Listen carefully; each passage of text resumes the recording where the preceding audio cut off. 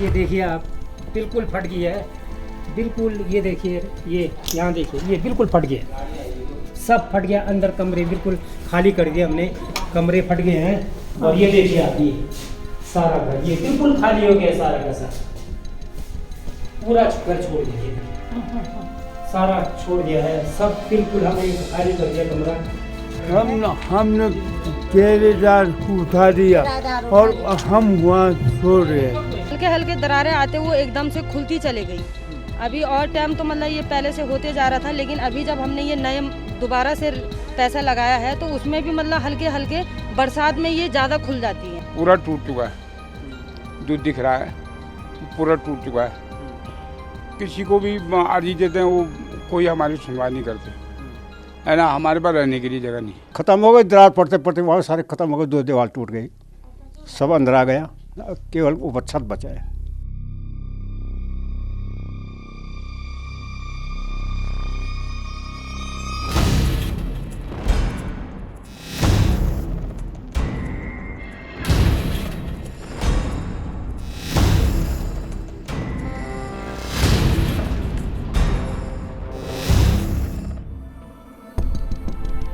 ज्योतिर्मठ हमारा सबसे ऐतिहासिक, 4 आदिगुरु शंकराचार्य ने 4 मठों का निर्माण किया था।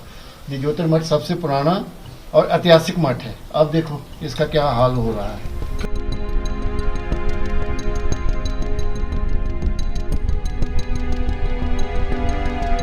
നമ്മുടെ ഭാരതത്തിൻ്റെ പ്രധാന ദേവനാണ് ബദ്രിനാഥൻ. അപ്പോൾ ബദ്രിനാഥനെ സംബന്ധിച്ച് വളരെ ഏറ്റവും പ്രാധാന്യം ഉള്ള ഭൂമിയാണ് ജ്യോതിർമഠം. ഇന്നിപ്പോൾ ജോഷിമഠം എന്നൊക്കെ അറിയപ്പെടുന്നു. ജ്യോതിർമഠം എന്നാണ് ശരിയായ പേര്. ജ്യോതിർമഠത്തെ സംബന്ധിച്ച് നമ്മൾ നോക്കുകയാണെന്നുണ്ടെങ്കിൽ നമ്മുടെ ശങ്കരാചാര്യസ്വാമികൾ ഹിമാലയ യാത്രയിൽ തപസ് ചെയ്ത ഭൂമിയാണ്. അദ്ദേഹം 6-7 വർഷത്തോളം താമസിച്ച ഭൂമിയാണ് ഈ ജ്യോതിർമഠം. ആ ജ്യോതിർമഠത്തിൽ ധ്യാനത്തിലിരുന്ന സമയത്ത് അവിടെ ഇന്നും അദ്ദേഹം ശങ്കരാചാര്യസ്വാമികൾ ധ്യാനിച്ചിരുന്ന ഒരു വൃക്ഷം ഇന്നും അവിടെ കാത്തു സൂക്ഷിക്കുന്നുണ്ട്. അവിടെ ധ്യാനത്തിലിരിക്കുന്ന സമയത്താണ് ഗന്ധമാദന പർവ്വതത്തിലെ ബദ്രികാശ്രമം ഇന്ന സ്ഥലത്താണ് എന്നുള്ള ഒരു സ്വപ്നദർശനം പോലെ അദ്ദേഹത്തിൻ്റെ മനസ്സിൽ വരികയും അതിനുശേഷം ബദ്രികാശ്രമത്തിൽ പുനഃപ്രതിഷ്ഠ ചെയ്യുകയും ചെയ്തു. ജ്യോതിർമഠത്തിൽ ശങ്കരാചാര്യസ്വാമികളുടെ ശിഷ്യപരമ്പരയിൽ, അതായത് ശങ്കരാചാര്യസ്വാമികളുടെ ഒരു ആശ്രമം തന്നെയുണ്ട്. അതാണ് ഈ ജ്യോതിർമഠം എന്നറിയപ്പെടുന്നത്. ഈ ജ്യോതിർമഠത്തിൽ വെച്ചിട്ടാണ് ശങ്കരാചാര്യസ്വാമികൾക്ക് നരസിംഹമൂർത്തിയുടെ ദർശനവും ഒക്കെ ഉണ്ടായത്. അപ്പോൾ ഇത് ജ്യോതിർമഠത്തെ സംബന്ധിച്ച് നമ്മൾ ചിന്തിക്കുന്നത് വളരെയേറെ പ്രാധാന്യം നമ്മുടെ ഹിന്ദു ധർമ്മത്തിൽ അല്ലെങ്കിൽ ഭാരതത്തെ സംബന്ധിച്ച് ഏറ്റവും പ്രധാനപ്പെട്ട ഒരു ഭൂമിയാണ്. വാൽമീകിയുടെ സീതാദേവിയെ പോലെ മണ്ണിനടിയിലേക്ക് അന്തർധാനം ചെയ്യുകയാണ് ഒരു നഗരം. ശങ്കരാചാര്യരുടെ ജ്യോതിർമഠം, ജോഷിമഠം നിന്ന നിൽപ്പിൽ ഇടിഞ്ഞ് താഴുകയാണ്.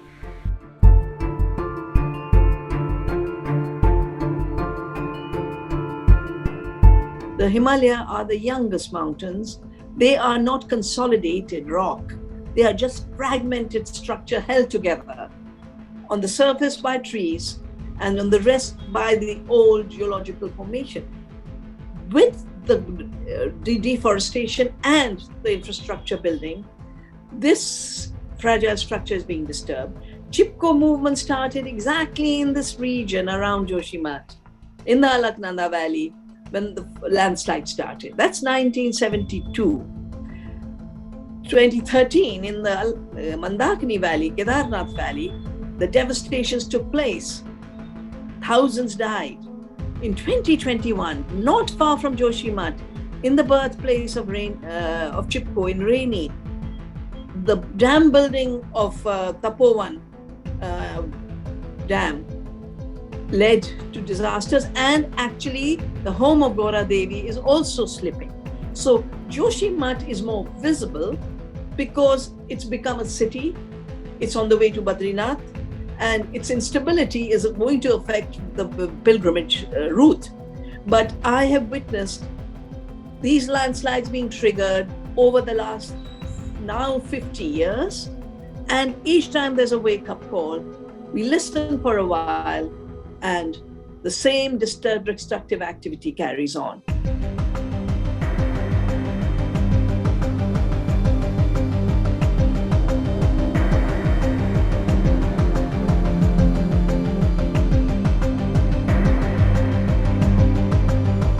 ജോഷിമഠ് എന്നുള്ള നഗരം പണ്ടുണ്ടായത് ഒരു ലാൻഡ് സ്ലൈഡ് പണ്ട് 19th സെഞ്ച്വറിയിലൊക്കെ ഉണ്ടായ ഒരു ലാൻഡ് സ്ലൈഡ് ഉണ്ടായതിൽ നിന്നും പണിത് തീർത്ത ഒരു നഗരമായിരുന്നു ജോഷിമഠ്. അത് ലാൻഡ് സ്ലൈഡ് എന്നുള്ള ലാൻഡ് സ്ലൈഡിന് വളരെ പ്രോണായിട്ടുള്ള സ്ഥലമാണത്.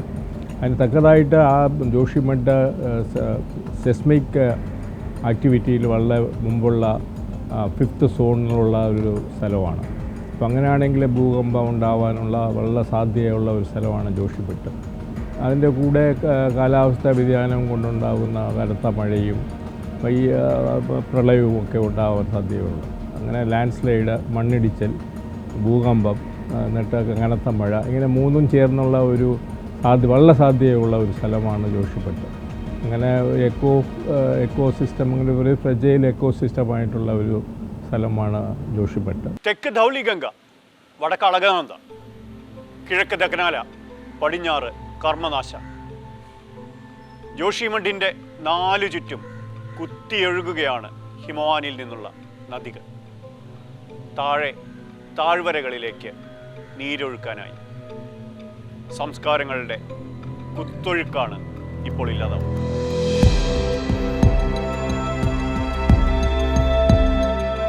ജ്യോതിർമഠത്തെ സംബന്ധിച്ച് നമ്മൾ നോക്കുകയാണെങ്കിൽ വളരെ സുന്ദരമായ ഭൂമിയാണ്. ഈ സമയത്ത് വളരെ തണുപ്പ് കൂടുതലാണ്. ഈ സമയത്ത് ഐസൊക്കെ വീണ് നിറഞ്ഞു കിടക്കുന്നൊരു സമയമാണ് ശരിക്കും പറഞ്ഞാൽ. ബദ്രികാശ്രമത്തിൻ്റെ ബന്ധങ്ങൾ ചോദിക്കുകയാണെന്നുണ്ടെങ്കിൽ നമ്മുടെ ശങ്കരാചാര്യ സ്വാമികളുടെ ഒരു പല്ലക്കുണ്ട്. അവിടെ ബദ്രിനാഥൻ്റെ പൂജ ദേവന്മാർക്ക് സമർപ്പിച്ച ശേഷം ജ്യോതിർമഠത്തിലേക്കാണ് ആ പല്ലക്ക് കൊണ്ടിരുന്നത്. അതുപോലെ തന്നെ ഉദ്ധവരുടെ മൂർത്തിയും കുബേരഭഗവാന്റെ മൂർത്തിയും പാണ്ഡുവേശ്വരൻ എന്ന് പറയുന്ന ഗ്രാമത്തിലാണ് 6 മാസം പൂജ. ഇപ്പോൾ ഏതാണ്ട് ഈ വരുന്ന ജനുവരി 26 വസന്തപഞ്ചമിക്കാണ് അടുത്ത ബദ്രിനാഥൻ്റെ മനുഷ്യപൂജ ആരംഭിക്കുന്നത് എന്നാണ് വേണ്ടതെന്ന് തീരുമാനിക്കുന്നത്. ഈ വസന്തപഞ്ചമിക്കാണ്. ജ്യോതിർമഠത്തിൽ തൊട്ടാണ് ബദ്രിനാഥൻ്റെ ആ പൂജയ്ക്ക് പോകുന്ന യാത്ര ആരംഭിക്കുന്നത്. അവിടെ അതിനുവേണ്ടി വിശേഷാൽ ഗരുഡോത്സവം പോലെ ഉള്ള കാര്യങ്ങളൊക്കെ ഉണ്ട്. ഗരുഡനെ സങ്കല്പിച്ച് യാത്ര ആരംഭിക്കുന്നു എന്ന് പറഞ്ഞ ഒരു ദിവസം ഒരു ഗ്രാമോത്സവം തന്നെയാണ്. അത് വളരെ വിശേഷപ്പെട്ടാണ്. അതുപോലെ ഈ തിമുണ്ടിയ എന്ന് പറഞ്ഞൊരു പൂർവിക ആചാരത്തിൽപ്പെട്ട ഒരു രാക്ഷസ സങ്കല്പമുണ്ട്. ഇതിനെ ബലിയൊക്കെ കൊടുത്ത് അങ്ങനെയൊക്കെയാണ് ബദ്രികാശ്രമത്തിലേക്കുള്ള പഴയ കാലം തൊട്ടുള്ള ആചാരഭാഗമാണ്. അപ്പോൾ അത്രയും പ്രധാനമുണ്ട് ജ്യോതിർമഠത്തെ സംബന്ധിച്ച് ബദ്രികാശ്രമത്തിന്.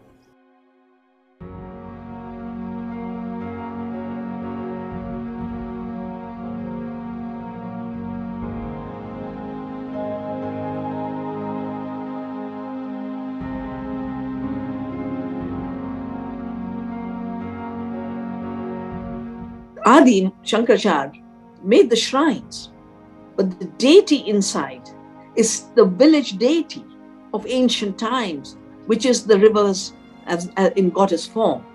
And in 6 months, she comes down to her original village. The shrines of Badrinath, Kedarnath, Gangotri, Yamunotri, the deity doesn't sit there all the time. She comes down during the winters, and she belongs back to the community. So listening to nature, listening to society, listening to our civilization is an urgent survival imperative for India right now.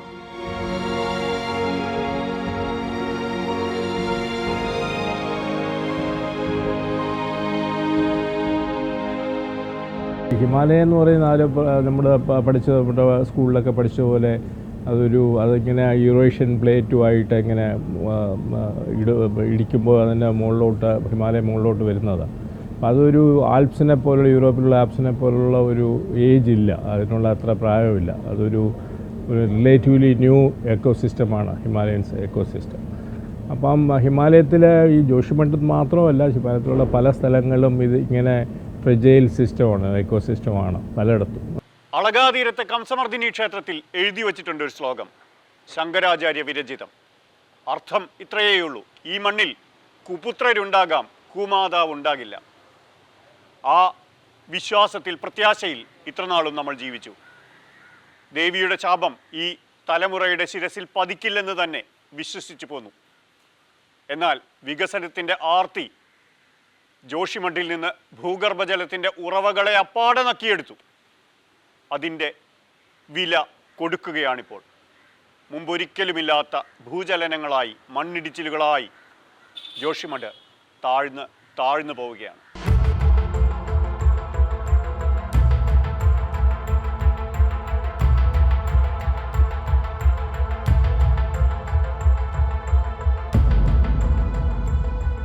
Well, joshimath is sinking, and the latest reports tell us that in the last 12 days it has sunk by about 5.5 centimeters, and between April to November last year it had sunk by about 9 centimeters.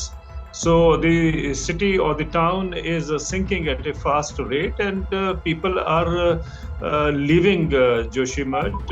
Of course, we can see the emotional sentiments being expressed by the people as they leave their households and move out to the rehabilitation center or to other places. But the fact of the matter is that a town as important as Joshimath on the hills of the Himalayas is forced to evict or forced to leave the places and move out, I think is a clear indication that the entire process of development versus environment has come into the fore again. സർവജ്ഞ പീഠം കയറിയ ശങ്കരാചാര്യർ തപസ്സിരുന്ന മണ്ണ്, വ്യാസഭഗവാന്റെ മണ്ണ്, ദൈവത്തിന് പോലും രക്ഷിക്കാനാവാത്ത വിധത്തിൽ മാഞ്ഞ് മറയുകയാണോ ജോഷിമഠ്?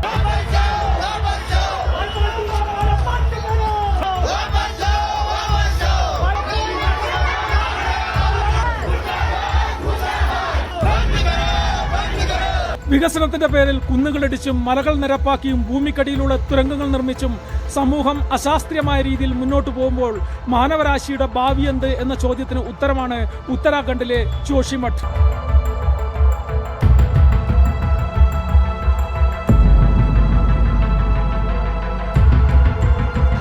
ജോഷിമഠിൽ ഭൂമി വിണ്ടുകീറിയും വീടുകളിൽ വിള്ളൽ വീണും റെഡ് സോണിലായ മറ്റൊരു പ്രദേശമാണ് സിംഗ്ദാറിലുള്ള കുറച്ച് ചെറുപ്പക്കാർ നമ്മോടൊപ്പം ചേരുന്നു. कुछ दिनों से 10-15 दिनों से बहुत ज़्यादा ही इसमें भूधसाव होने लग गया, और जिससे कि लोगों के मकान, घर और खेत वगैरह सारे बहुत ही मतलब झुक गए, बहुत ही टिल्ट हो गए. कई दो होटल तो कल गवर्नमेंट उसको तोड़ ही रही है, और अन्य होटल भी हैं, 700-800 मकान भी हैं जो इसके दायरे में हैं. यहाँ गवर्नमेंट ने जो अभी जिस एरिया पर हमें ये डेंजर जोन, इस जोन को घोषित कर रखा है, जबकि प्राकृतिक आपदा तो बिल्कुल नहीं है ना. प्राकृतिक आपदा तो ये होती है जैसे केदारनाथ में ही बाढ़ आ गई, बादल फट गया, भूस्खलन. अब यहाँ पे तो सबको पता है कि जोशीमठ के नीचे पूरा टनल है. NTPC का जो बात आपने भी सुना होगा, सब लोग बोल ही रहे हैं कि जोशीमठ के नीचे पूरा टनल है, तो उस वजह से ये भूस्खलन हो रहा है. ये लोग सिर्फ इंसान का जो दिमाग है उसे कन्वर्ट कर रहे हैं कि प्राकृतिक आपदा से इसे मानविक आपदा से प्राकृतिक आपदा में लेकर आ रहे हैं, तो वो चीज़ सख्त गलत है. जोशीमठ खतरे में है. यहाँ पर पूरा लगातार टारगेट भी किया जा रहा है. NTPC कंपनी को पूर्ण रूप से टारगेट किया जा रहा है कि NTPC जो कंपनी है वो पूर्ण रूप से जिम्मेदार है, और उसी के कारण जो है ये यहाँ पर भूस्खलन हो रहा है. 1 वीक के अंदर इतने बड़े क्रैक आए, और ये देखिए आप 2 फीट तक ये नीचे डिस्प्लेस हो चुका है. यहाँ से पुराने उससे ये पूरी लंबी तक है. ट्रॉली के टावर से सर नीचे से लाइन पूरी ये आ रही है. ये नीचे आपको होटल जो मलारी है ना, जहाँ जो है वहाँ तक पूरी कंटिन्यूस लाइन जाएगी.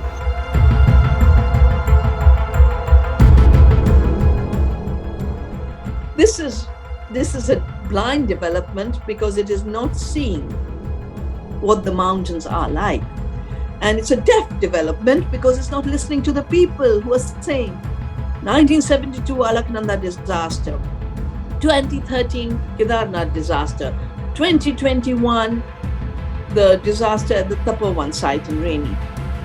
How many, and now the ongoing Joshimath disaster.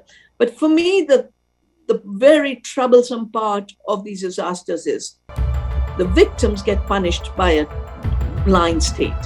So even while people's homes are getting cracked, instead of giving them support and relief, you know, their houses are being broken. I call it governance by the JCB. You know, before you give them a shelter, you're breaking your home. Why do they have to break the homes?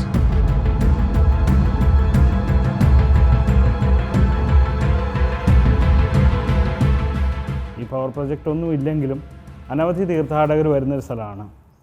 അതുപോലെ തന്നെ ടൂറിസത്തിൻ്റെ ഭാഗമായിട്ട് നോക്കുകയാണെങ്കിൽ ഓളി എന്ന് പറഞ്ഞിട്ട് ഗെയിംസൊക്കെ നടക്കുന്ന സ്നോഫോൾസൊക്കെ ഒരുപാടുള്ള സ്ഥലമാണ്.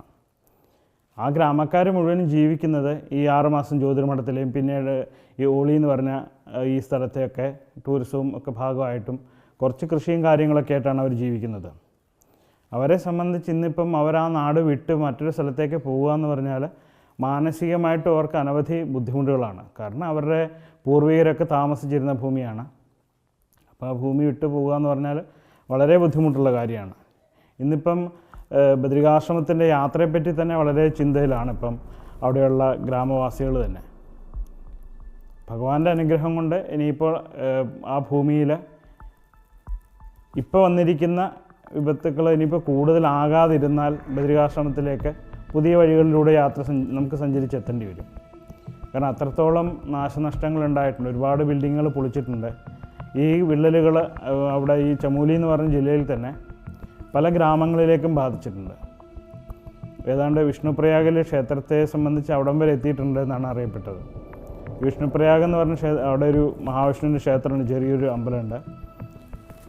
അവിടെ അതുവഴിയാണ് ബദ്രികാശ്രമത്തിലേക്ക് പോകുന്നത്. ജ്യോതിർമഠത്തിൻ്റെ താഴെയാണ് ഈ സ്ഥലം. മുകളിലോട്ടുള്ള യാത്രയിൽ പെടുന്നൊരു ഭാഗമാണ്. അപ്പം അവിടെയും അവിടെ വരെ ഇപ്പോൾ ഈ വിള്ളലും പ്രശ്നങ്ങളും ഉണ്ടായിട്ടുണ്ട്. അപ്പം അവിടെയുള്ള ആളുകളോട് നമ്മൾ സംസാരിക്കുമ്പോഴും അവർ വളരെ ദുഃഖിതരാണ്. അവരെങ്ങോട്ട് പോകും എന്നുള്ള ചിന്തയിലാണ് അവർ.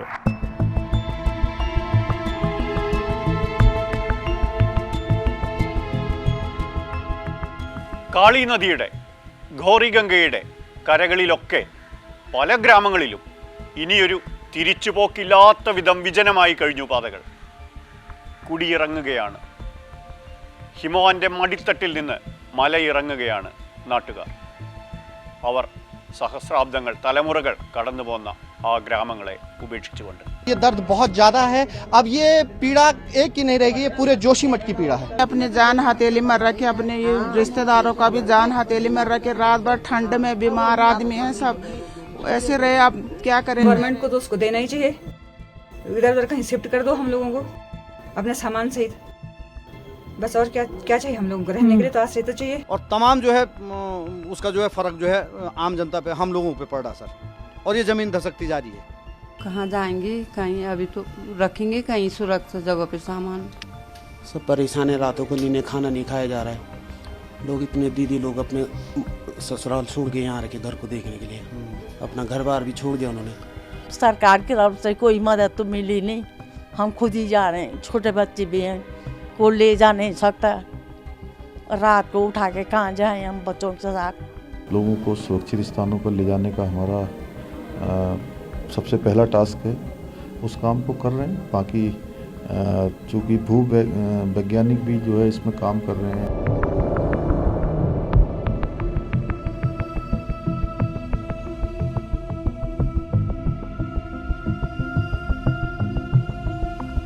What happened to Joshimath, and this is also happening to the neighboring areas around Joshimath. So if those mountains are sinking, it will impact even the pathway to the Char Dham project.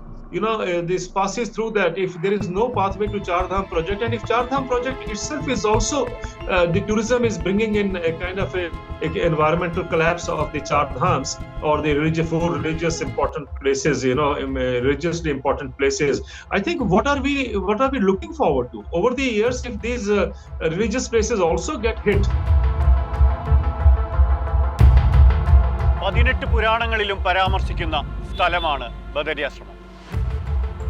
മഹാവിഷ്ണുവിൻ്റെ ശീതകാല വസതിയാണ് ജോഷിമഠ്. ശിവൻ മൂന്നാം കണ്ണ് തുറക്കുമോ? ആശങ്കയുണ്ട് എമ്പാടും. ബദരീനാഥൻ്റെ പൂജാവിധികൾ നിശ്ചയിച്ചത് സാക്ഷാൽ ആദിശങ്കരനാണ് പുനഃപ്രതിഷ്ഠയ്ക്ക് ശേഷം. അതിനാൽ കേരളീയ ചിട്ടകളോടെയാണ്, വിധിപ്രകാരമാണ് അവിടെ പൂജകൾ. വസന്ത പഞ്ചമി നാളിൽ അടുത്ത വർഷത്തെ പൂജകൾ എങ്ങനെ, എപ്പോൾ ആരംഭിക്കണം തുടങ്ങിയ കാര്യങ്ങളിലെല്ലാം തീരുമാനമാകും. നാട്ടുകാർക്ക് അതൊരു ഉത്സവമാണ്. 6 മാസം ദേവപൂജ, അതിനുശേഷം 6 മാസം മനുഷ്യരാൽ പൂജിക്കപ്പെടുന്നു എന്നാണ് അവിടെ വിശ്വാസം. അവിടുത്തെ നാട്ടുകാർക്കെല്ലാം ബദരിയിലാണെങ്കിലും ജോഷിമഠിലാണെങ്കിലുമൊക്കെ നാട്ടുകാർക്ക് ഈ ആഘോഷങ്ങൾ അവരുടെ ജീവിതം തന്നെയാണ്. ഈ ആചാരങ്ങൾ അവരുടെ ദൈനംദിന വിശ്വാസത്തിനും അപ്പുറത്തുള്ള ജീവിതമാണ്. ഇപ്പം ബദരികാശ്രമത്തിലേക്കുള്ള യാത്രയെപ്പറ്റിയൊക്കെ ആൾക്കാരുടെ സംശയം അതുകൊണ്ട് തന്നെയാണ്. കാരണം ഗ്രാമവാസികൾ മുഴുവനും ഈ ബദരികാശ്രമവും ജ്യോതിർമഠവും ബന്ധപ്പെട്ട് അങ്ങനെ ജീവിച്ചു വരുന്ന ആളുകളാണ്.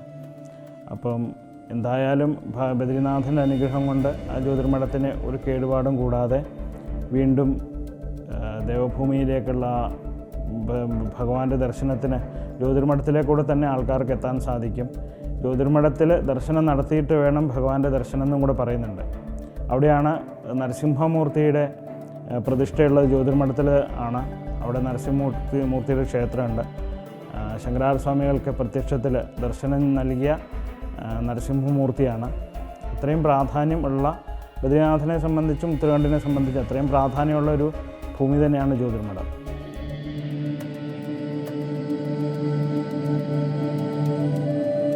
So I think the voice of nature and the voice of people is not being heard. And if India has to sustain itself into the future like it has over so many centuries, Adi Shankaracharya made the Char Dhams because they were sources of rivers. Ancient people realized that the mountains are fragile and the rivers are sacred. So we created pilgrimage centers. Now we are turning these into tourist centers with limitless consumption, limitless blasting, and the mountains cannot take it. Of course, you can be blind and not look and not listen. Yeah? You can be blind and deaf. But the mountains will teach you a lesson. You cannot win over the Himalaya.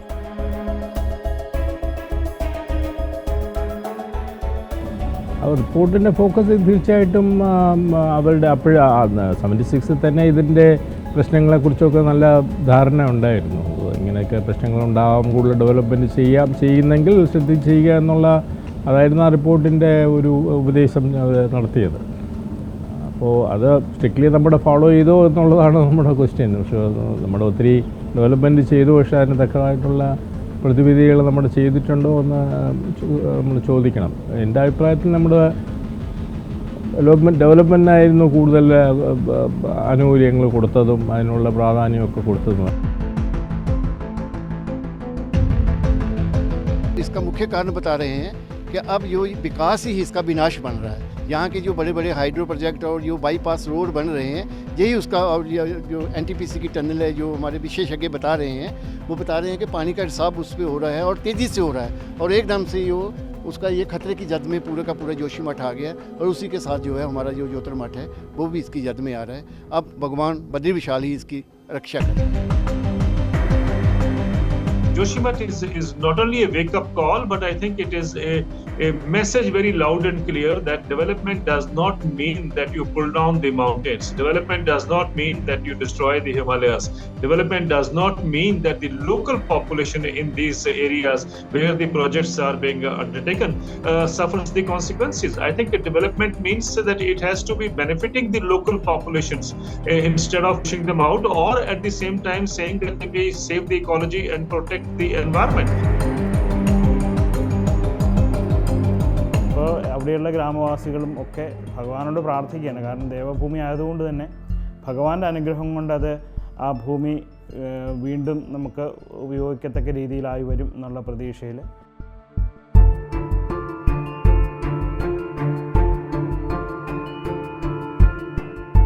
Tapovan Vishnugad പദ്ധതി, ചതുർധാമുകളിലേക്കുള്ള സുവർണപാതകൾ, എണ്ണമറ്റ ജലവൈദ്യുത പദ്ധതികൾ എല്ലാം ഹിമാലയത്തിലാണ്. മനുഷ്യനെ എന്നും വിനയാന്വിതനാക്കിയിട്ടുള്ള ഹിമാലയത്തിൽ.